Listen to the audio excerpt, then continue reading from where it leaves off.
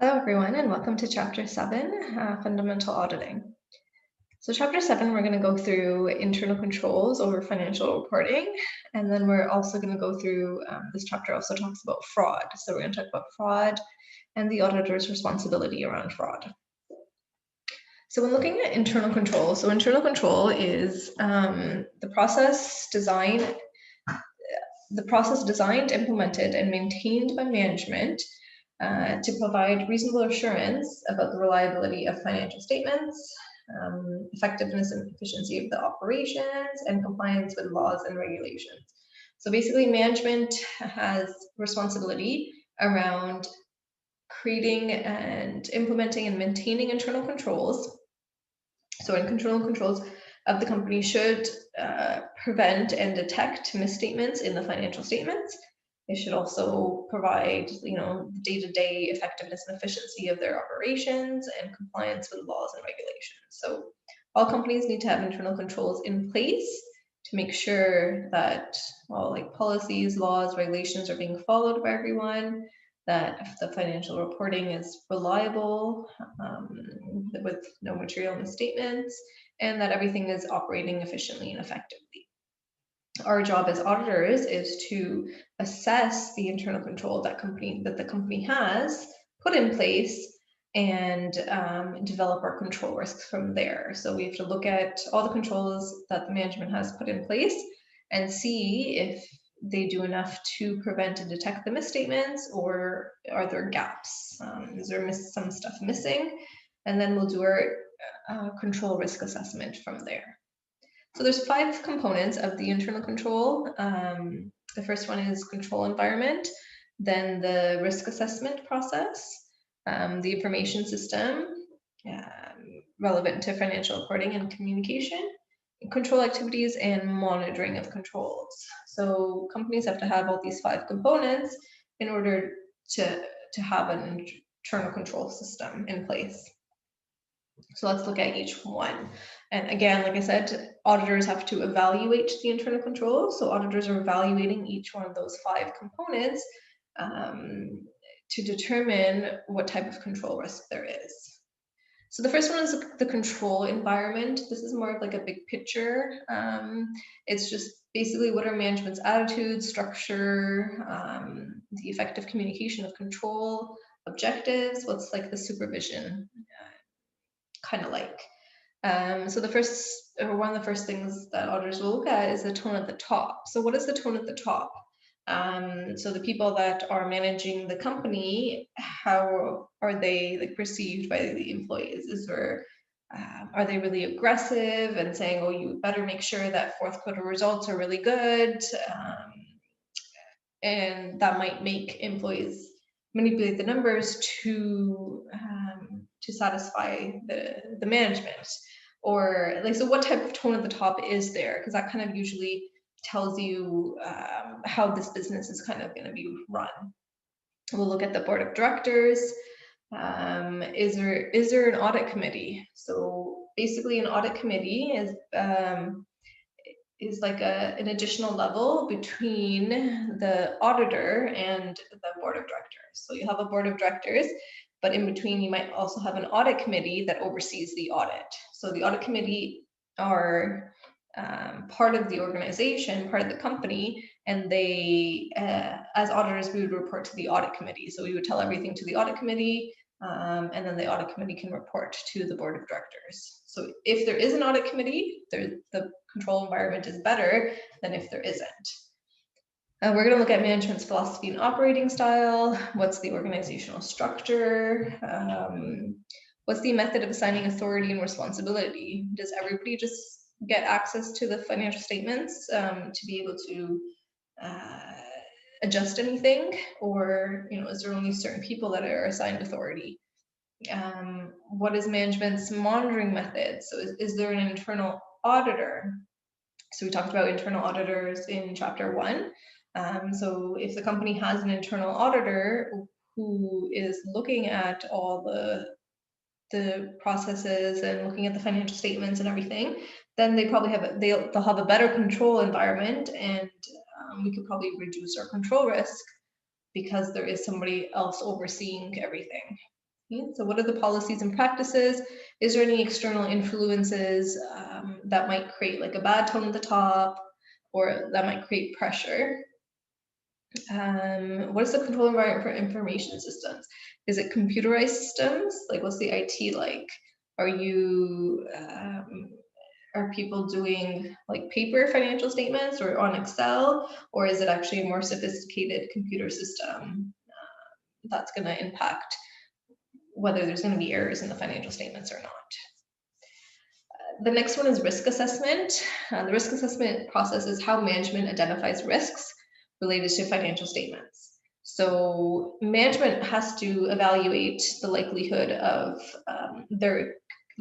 whether there could be risks in the financial statements, and they need to decide how to manage those risks efficiently and effectively. So what is management's process around managing risks? The next one is looking at the information system. So does the information system that is used to record transactions and create financial statements, does it identify and record all valid transactions? Does it put transactions into their proper classifications? So if you input a journal entry into the system, will it, update if you put in a journal entry for a current asset, will it classify it as a current asset? Will it go into the system as a current asset? Will it do that like automatically, create the financial statements? Does it have procedures to measure the value of transactions? So does it do the calculate, like you put in the numbers and it does the calculation, or do you have to manually do the calculation?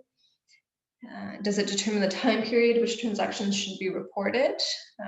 So if you put in the date, does it know that this should go the next period or the current period? And does it present the transactions properly in the financial statements? So if you put in all the transactions, does it create the financial statements on its own? Or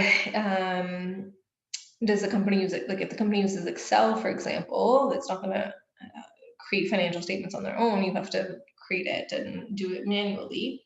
So what type of information system is there, and does it do everything for you, or do you have to do a lot of things manually?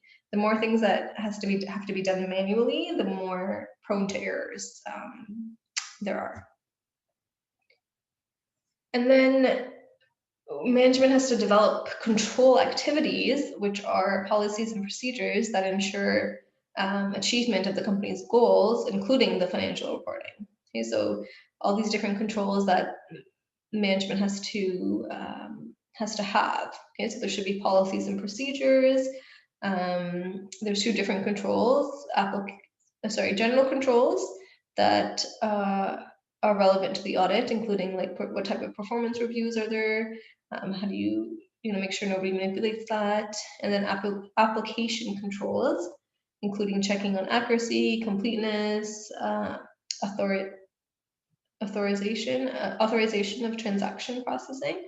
So is there controls in place that provide, like, have authorizations? So can anyone just change the financial statements around, or do you have to get authorization to do that?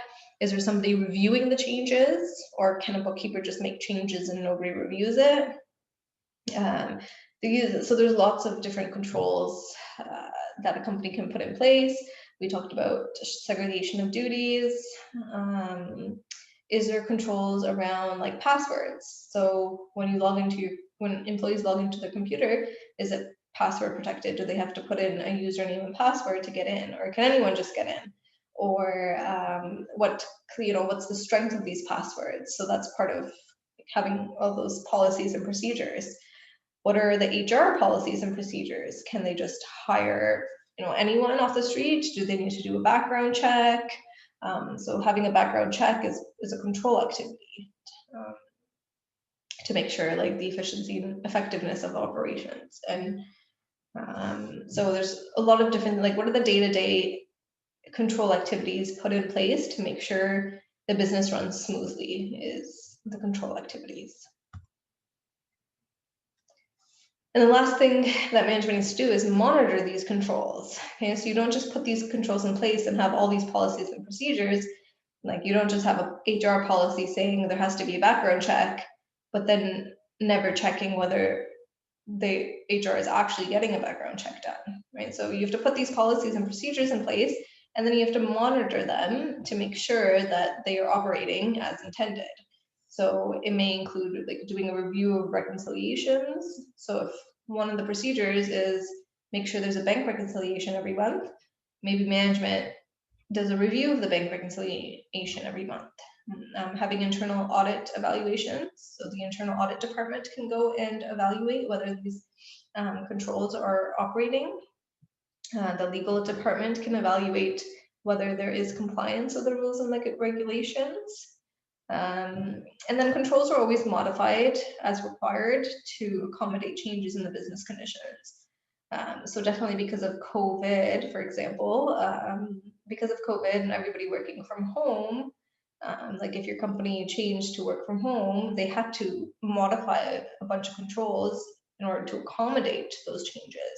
So if there was like a desktop computer at work that people would use to create the financial statements, for example, now maybe that got translated into someone's laptop that they work out on at home. So controls have to be modified because of changes in all the business conditions. So COVID is a great example of a crazy amount of changes that happened in people's workplaces, and controls had to be changed in order to continue to be able to rely on the financial reporting, to have effectiveness and efficiency of operations, and to comply with legal and laws and regulations. So when planning the audit and determining what the control risk is going to be, the auditor needs to have detailed knowledge of the internal controls. Okay? The better internal controls a company has, the lower the control risk. Right? And we know that the lower the control risk, the lower the detection risk will end up being, so less work for the auditor. So if there's lots of controls in place, less work for the auditor to do because they can rely on those controls to ensure that things are operating in a way where there's less material misstatements in the financial statements. So it is the auditor's responsibility to gain an understanding of all the internal controls before they can make the assessment on what the control risk is. All right, let's talk about fraud now. So we'll talk about fraud and what is the auditor's responsibility around fraud. So fraud is knowingly making material misstatements or material misrepresentations of fact with the intent of inducing someone to believe falsehood, act upon it, and thus there's some sort of suffer of a loss or damage. Okay, so fraud is knowingly doing something to misrepresent someone to believe something that isn't true. There's two different types of fraud that we're going to be looking at. Employee fraud. So employee fraud is employees fraudulently taking money from an employer. But it doesn't have to be money, it could be other things too. It could be other types of assets from an employer. Okay, so the employee fraud is employees taking something. And then fraudulent financial reporting is fraud perpetrated by management through like creating misstatements in the financial statements. Okay, so either they're purposely creating misstatements in the financial statements to make the financial statements look better for some sort of reason, or employee fraud is employees taking money or other assets away from the employer. So fraud auditing is a proactive approach to detecting fraud using accounting records and information, analytical relationships, and just like knowing what type of fraud goes on. So if you know what type of employee, like the typical employee fraud goes on, or fraudulent financial reporting that goes on, you can investigate and look at that to see if that is going on in that company. So what is the auditor's responsibility when doing an audit? So what is the responsibility around fraud? So the auditors have a responsibility to obtain reasonable assurance whether the financial statements are free of material misstatements. And when we're looking at whether the statements are free of material misstatements, we're looking at any misstatements. Could be due to fraud or error. So the auditor should make inquiries of management. So they should get management's assessment of the risk of fraud. So ask management, is there a high risk of fraud here? If they say no, say, okay, how are you, how are you managing that then? Like, what controls do you have in place to make sure that there isn't a fraud? What's management's process for identifying and responding to fraud risks? What's management's communication to those charged with governance? So those charged with governance are the people that, like the board of directors. So whoever is basically in charge, usually it's the board of directors, regarding their process for identifying and responding to fraud, and what type of management communication is there to its employees about business practices and ethical behavior so they don't commit fraud, right? So like, is there like an ethical like workshop happening once a year? Maybe if there is, or maybe like a couple times a year, maybe people will be less likely to commit fraud because they're always like have this in the back of their head because they're doing an ethical workshop regularly. And so auditor has to kind of make inquiries around how is management assessing the risk of fraud, how is management managing making sure that there's no fraud going on. Auditors also make an assessment of fraud risk. So when looking at inherent risk and control risk, you're also looking at, how can fraud occur? So if we're looking at inherent risk and we're saying if management bonus is tied to net income, the management has a bias or an incentive to increase net income and therefore, do fraud. So auditor is going to do all these procedures to make sure there's no errors, no material errors in the financial statements, including fraud. So we need to perform analytical procedures, make inquiries, scan for like unusual items. Okay, so especially at year end. So maybe at year end, management is scrambling to make the financial statements look better because at year end, you get a better picture of what actually happened. And maybe what happened they didn't like, so they're scrambling to create a bunch of transactions at year end to make the revenue look higher, for example. So you want to look at like a lot of transactions happening at year end, which is unusual for their business.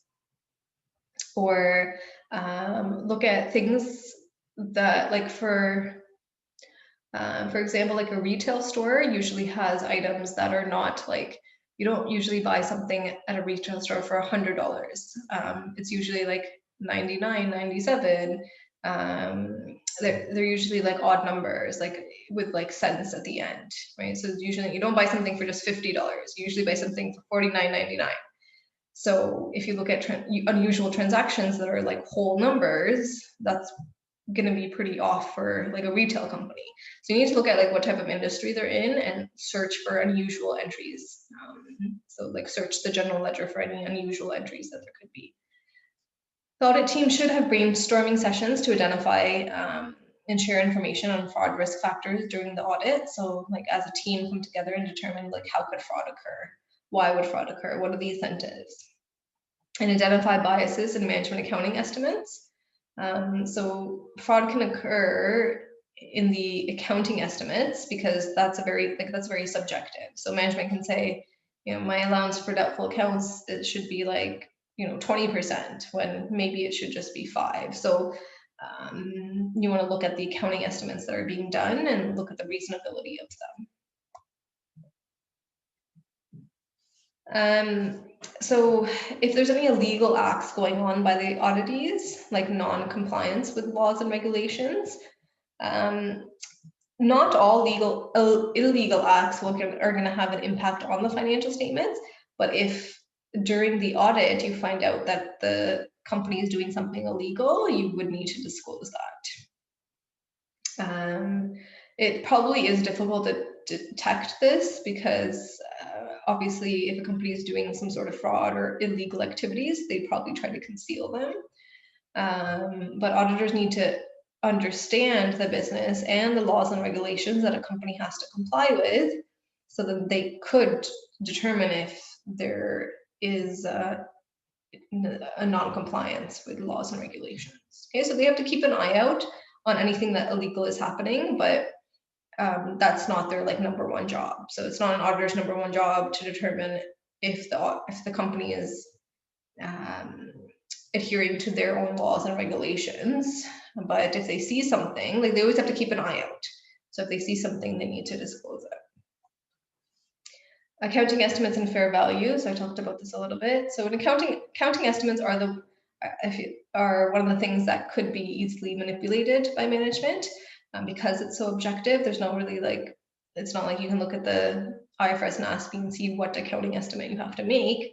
It depends on the business and the industry and the operations. So the auditor should evaluate the adequacy of estimates and like why they've estimated something a certain way, and maybe compare with industry estimates to see if it makes sense. When we're looking at the estimates, we have to look at whether there's any indications of possible management bias, and that's why they have the estimates that they have, or is it like a genuine estimate? So auditors have to communicate with those charged with governance. So CAS 260 requires oral or written communication from the auditors on the following things. If there are misstatements, like other than just like little errors, if they find misstatements, they have to communicate those with those found with governance. If as soon as they find something, some fraudulent activities or like suspect fraud going on, they have to communicate with those charged with governance. So the people that are charged with governance are those people that are kind of overseeing everything. So it's either the board of directors or the audit committee. So not the people that have the responsibility of creating the financial statements, but somebody that oversees everything. So it's usually either the board of directors or it would be an audit committee if the company has an audit committee. Okay, misstatements that might make material misstatements, basically. So as soon as auditors find a material misstatement, they have to communicate that. Any illegal acts, and then any significant weaknesses in internal controls all need to be communicated with those charged with governance, okay, as soon as possible. So conditions that lead to frauds. So when we're talking about fraud, there is like a fraud triangle that we would look at. So we always have to keep an eye out of fraud. Okay, so let's write out a fraud triangle. So we have, I don't know what goes where, but let's put it here. So we have fraud rationalization, we have incentive, and we have opportunities. So these are the three kind of things that we, as auditors, if all three of these appear, then there could be fraud that occurs. So all three of these factors need to be present for fraud to occur. Okay, so while we're doing our assessment and our audit, we need to say, like, are all of these apparent, or all of these present? And if they are, then we probably need to keep an eye out for fraud. So fraud incentive is a pressure of a person's experiences and beliefs that could like serve as a motivation of fraud. So like, why do people commit fraud is basically like, what's the incentive to commit fraud? So is it because you have a lot of college and university tuition that you have to pay off, like a lot of student debts or gambling debts that you have to pay off, and you have to commit fraud in order to pay that off? Are you reliant on drugs, and in order to afford the drugs, you have to commit fraud? Do you have like alimony or child support payments that you have to make? In order to pay those, you have to commit fraud? Do you have an expensive lifestyle? Or so are you addicted to an expensive lifestyle, and you have to steal money and assets in order to maintain that expensive lifestyle? What if you have like a business or stock losses and you're in a panic and you have to commit fraud in order to get money for those losses? Or taxation on good financial results. So do you not want to pay as much taxes? So the higher your income statement, the higher your taxes are going to be. So if you don't want to pay as much taxes, are you showing a lower net income? Okay, so those are the types of incentives that is like, why people commit fraud. What's the incentive to commit fraud? So the second part to the fraud triangle is the fraud opportunity. So fraud opportunity is an open door for, like, committing fraud. So what is there a lot of opportunities in the company in order to commit fraud? So nobody counting the inventory. So if nobody counts the inventory at the end of the year, and people steal inventory, like employees steal inventory, management will not know. Or the petty cash box is left open or unattended, right? And somebody can steal the cash from there. Maybe supervisors set a bad example by taking supplies home, and that allows employees to also take supplies home. So taking supplies home and not using them for business purposes, but using them for personal purposes, that would be committing fraud. Upper management doesn't write a statement of ethics, doesn't show that everybody needs to be ethical. Maybe another employee was caught doing fraud, but was fired, but that was it, not prosecuted in any other way. The finance vice president has investment authority, but doesn't get reviewed, right? So people can do things, but they know that nobody's reviewing their work. So there's some emergency jobs that have excess material just lying around that nobody's really counting or tracking. So people can steal that. So having a lack of internal controls does create the fraud opportunity. And the last one is fraud rationalization. So it's what is the people's attitude or character or set of values allowing them to intentionally act dishonest? So how do they rationalize to themselves to create fraud? So maybe they say, I need it more than they do. So maybe they're working for a really rich company, everyone's and they know that they don't need the money, so then they're going to take it. Or they think they'll pay it back. So maybe they have a bunch of gambling debts they have to pay off. Once they'll take the money from the company, pay that off, and then they'll say, okay, I'm gonna pay it back. Or I'm not hurting anybody by taking these supplies or taking this inventory. The company can afford it, or everybody does it. So if everybody's taking supplies, I'm going to too, because everybody else is doing it. Another one could be that maybe they don't think they're getting paid enough, so they're saying I get paid a really bad salary, so I'm going to steal all this stuff in order to bring up my salary, basically. Yeah, so all three of those need to be apparent in order for a fraud to be committed. So as auditors, we have to look out for that. Some ways to detect employee fraud is look at people's habits and lifestyle, as well as changes in these habits might reveal some red flags. So if somebody all of a sudden gets a brand new crazy expensive car and moves into a really big house, how are they affording all this if they're staying in the same job and their partner didn't change their jobs or anything?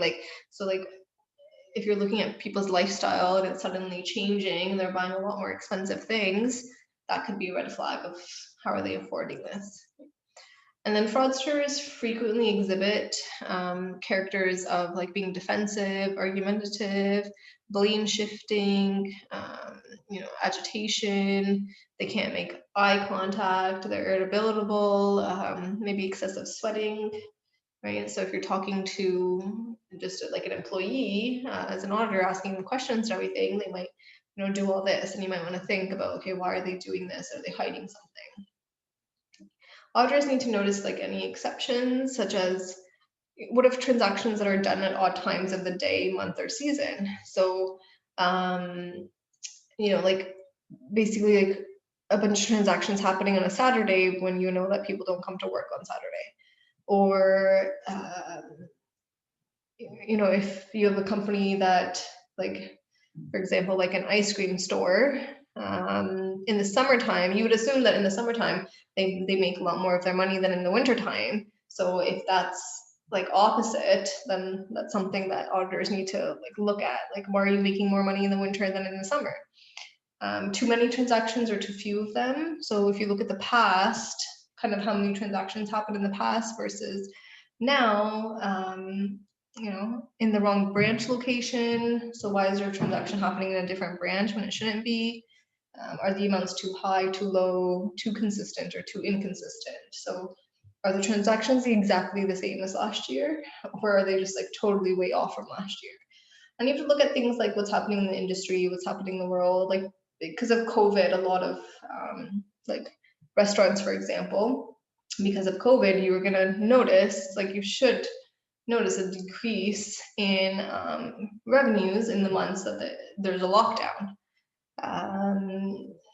If they're in the months that they're in a lockdown, they're making so much money, then that's something that you'd want to question there. Okay? So auditors need to look at like all the, I guess, like all the things that should be happening and look at whether the financial statements reflect that and the transactions reflect that. So frauds by management, so when you're looking at frauds that management have done, usually are accompanied by the following conditions or circumstances. If there's higher debt, there more of an incentive for management to commit fraud. If there's unfavorable in industry conditions, having excess capacity, profit squeeze, like are they really I guess incentivized to provide more profit? Is there lots of competition? You know, having a lack of working capital, would that create them to show more working capital just to show a better reflection of their financial statements? Rapid expansion, you know, related party transactions, they can there could be some fraud around there. So a lot of different things could create an incentive for fraud for management. So these are types of things we want to look at when we're doing our inherent risk. So these are all types of like biases or like incentives for management to commit fraud. So this would be part of our inherent risks.